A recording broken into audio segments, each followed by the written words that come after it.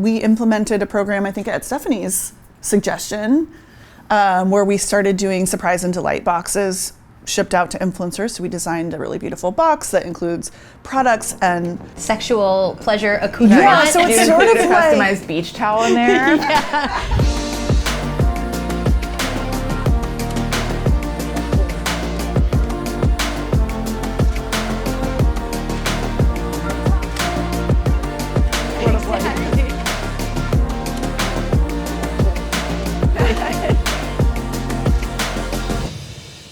So I want to talk a little bit about influencer marketing because it's something that we have not talked a ton about on this podcast. And obviously influencers, that is a channel that's very accessible for Astroglide as long as you know whose, ethos aligns with your brand, right? But what has been the strategy? And I know you've gone through a lot of trial and error there. So what does that look like? Yeah, it's been a really unique challenge because from the perspective that we can't advertise on social media, it feels like the absolute best fit to reach a target audience. But it's not that simple. It's not like, oh, this is never is with right. It's like here's a person, they're gonna talk about our product in an authentic way. And it like when I first came on to Backup, I think we were using an influencer platform that was like and another agency. It was a different agency and we were like all the communication went through like 4 different people. We weren't working directly with the influencer. So it was like I'd give feedback, our agency contact would give feedback to the contact at the influencer It was like telephone in the worst possible way. And the content came out like really inauthentic and sort of like cringeworthy. Here's my bottle of Astroglide and I'm at the beach and I'm like, nobody wants lube at the beach. There's gonna be sand everywhere. What are you doing? Like it just was like, this is not great. So after a few rounds of that, we moved on to like, all right, let's find our influencers directly. And like, we're gonna work directly with them. We're gonna manage the process. And we were like, this is horrible. It's like, it worked okay, but like the level of like managing contracts and like all the back and forth, and sometimes you're working with their manager. We got better content, but the process was really painful. And for like a one-off activation, if it's like, hey, we're doing a Valentine's Day campaign and we're working with 20 influencers, like 20 rounds of contract red lines and like we're like, this is not, it's too much. So we've pivoted to finding, doing like a smaller group of influencers and using them for multiple campaigns where we're like, hey, we're gonna trial this. We like your content. We feel like you can tell a story about how you use our product. We feel like your values align with ours and we have a successful campaign. And then it's like, hey, let's activate them for another campaign because we already have all those kinks worked out. So we've gotten a lot better at like sort of streamlining and identifying the types of people who they're generally, I would say, we've done some bigger influencers and we've done some like small ones. And smaller micro influencers. Yeah, the micro influencers actually work really well for us. We get really great engagement rates and conversions on those. And then we implemented a program, I think at Stephanie's suggestion, where we started doing surprise and delight boxes shipped out to influencers. So we designed a really beautiful box that includes products and sexual pleasure accoutrement. Yeah, so it's sort of a customized beach towel in there for this. We have a feather, like an eye mask. Nice. There's sex dice, but it's like there's a card in there that talks about like how lube increases pleasure and how ways to implement some like fun things, either solo or partnered.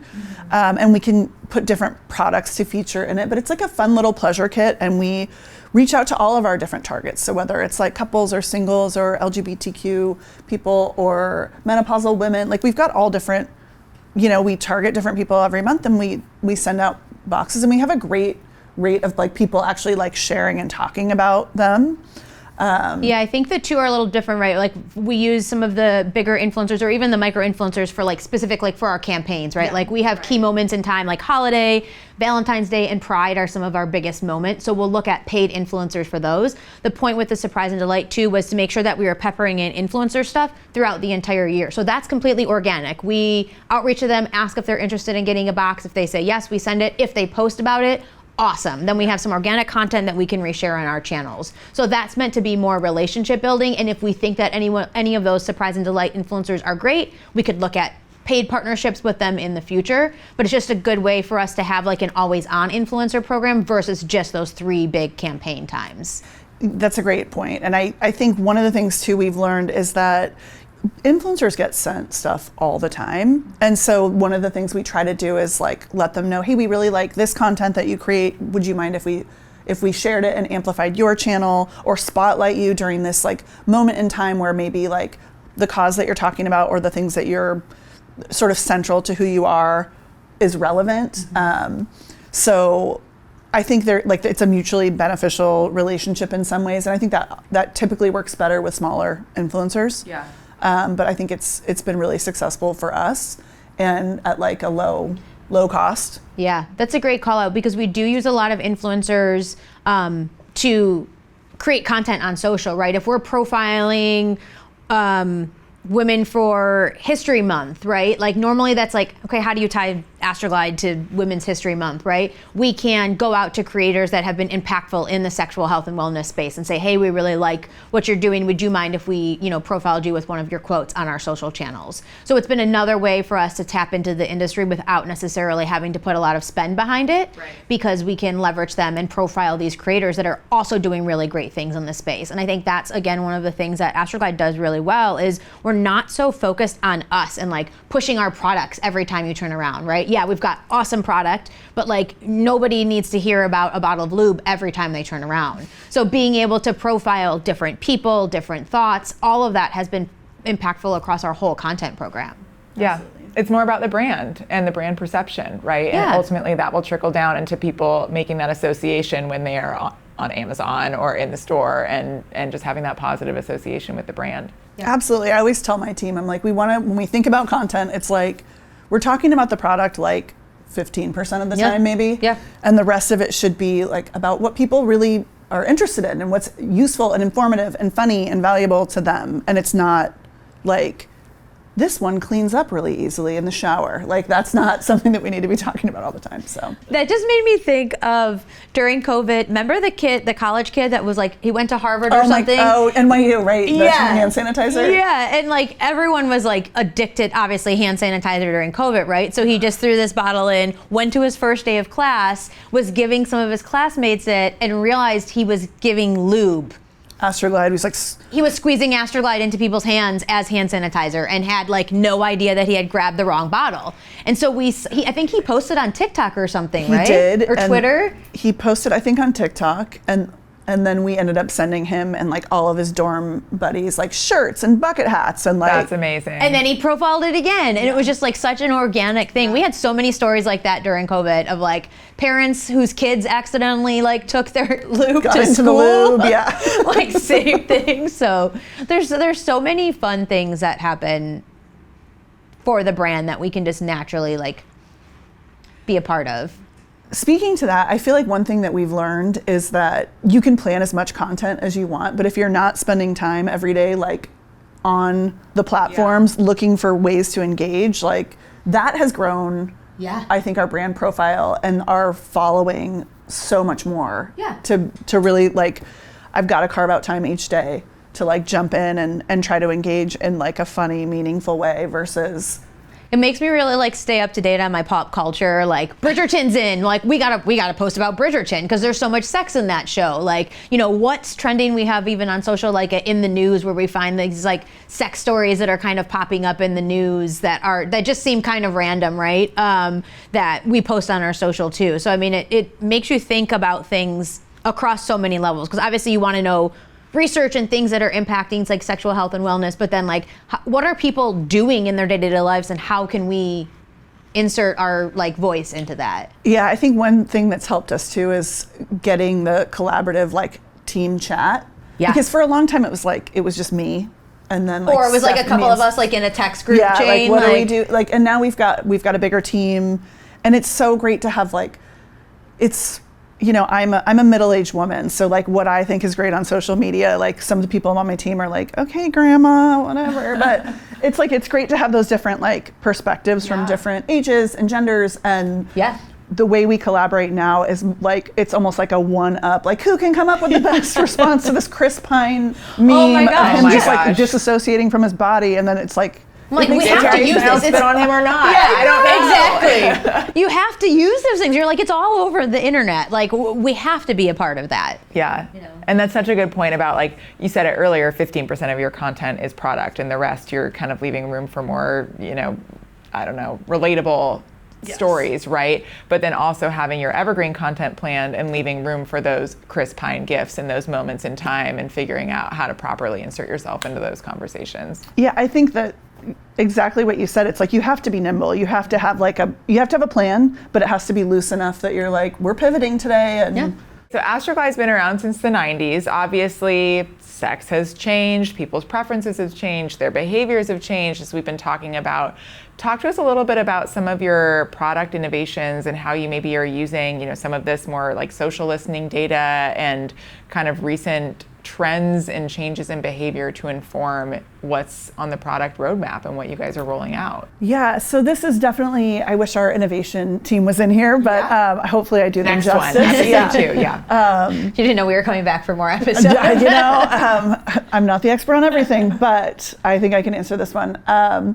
So obviously behaviors and attitudes towards sex have changed so much over time. And as I said, like earlier, I think that from the time I've been at Biofilm, Astroglide, for the past 3 years, things have changed quite a bit. So when I came on, I think Amazon was a very small percentage of our sales. A lot of our stuff happened in brick and mortar. People are used to seeing us at Walmart, Target, CVS, grocery stores, and that kind of stuff. And then with COVID, what we found was, Amazon sales started booming because people were staying at home. We also found that all of a sudden people were buying lube at the grocery store way more because if they were making one trip out, they were getting food and they were getting lube. Food and lube, the two essentials. So there were some interesting behaviors there where some of that has tapered off. The grocery store sales have kind of gone down and gone back to drugstore or pharmacies. But supply chain kind of came in where you're going to Target and the shelves are empty. So what people I think started realizing was if I'm shopping online, I have access to everything I need versus having to make multiple trips to the store. So our Amazon sales have just been very strong and continuing to grow because I think the people that weren't shopping online before, they learned how to do it really quick during COVID, and that changed behavior permanently. In terms of how that's informed innovation, I'm not going to speak to how we spin up new products because our innovation team is incredible, and it's also we can't give away our secrets. No, we can't. Right? Yeah, trade secrets. But things like sex toys, they were growing in popularity before the pandemic. But guys, when you're home for that long, it's they were really blowing up, and so we knew that was a natural fit for Astroglide. And one of our primary consumers is men, and we felt like there's room in the space for a male sex toy. They're not, I don't think, as common as I think women. We just did a study, right? Mm-hmm. Where it's more women are using sex toys than men, but men are open to it. So we just actually released a product last month. Yep. The Astroglide Finisher, the Toy Enjoy Finisher. Oh, wow. Yeah, it gets the job done, gentlemen. What a fun campaign to copyright for, by the way. Just as an aside, that would be so fun. That is one of my favorite things about my job is copywriting these Yeah. Anyway, our creative team has a lot of fun developing those videos and doing the voiceovers and stuff too. Yeah, it's a male massager, we'll call it. Use your imagination. But that just launched recently, and that was certainly because of the interest in sex toys and the fact that people can buy products online that they would maybe be uncomfortable purchasing in store. The crazy thing about that, though, is you're now finding sex toys on the shelf at Walmart and Target and CVS, and that space there maybe was a couple on shelf a year ago or a few years ago, and now there's several shelves dedicated to it. So I think that just speaks to consumer comfort level with sex and attitudes, and that behavior certainly informs what products we choose to go after. And it complements the Toy Enjoy lube that we came out with earlier. True. That was something that we knew was with the popularity of toys. We knew a toy safe lube was important to consumers. If you use a silicone lube with silicone toys, which a lot of sex toys are made from silicone, it can degrade the product. It'll degrade the These toy. are things I just did not Yeah, know. so you wanna use a thank water-based you for the lube. education. Yeah, okay. Water-based lube with silicone toys. So we came up with a product, Toy and Joy. It's a water-based lube, and we released that in July of 2020. And that one we released strictly on Amazon. So normally when we launch a product, it's launching in like a brick and mortar store. Right. But Amazon's been a great platform for us to like test the viability of a product and see how it does. And then we're able to sell it into major retailers when we can demonstrate like, look, people love this product, and they're buying it on Amazon, and now it's in a bunch of different retailers. And that was the finisher. The sex toy was like an extension of that sort of Toy and Joy brand. I'm imagining a surprise and delight box with the finisher, Toy and Joy, a branded box of tissues. Exactly. Well, Emily, thank you so much for joining us. And Steph, Did I get the job? Yeah, Rex has a run for his money. I don't know, man. So we'll put this in his performance review. Perfect. But yes, thank you for joining us on Outsmart. It was so great to have you. So great to be here in person. Really Heck appreciate yeah. you coming out to the office. It was super fun, despite the bright lights and the cameras. Right, yeah, I the had a great intimidation time. factors. Yes. Yeah. Thank you for having me. Yes, thank you. That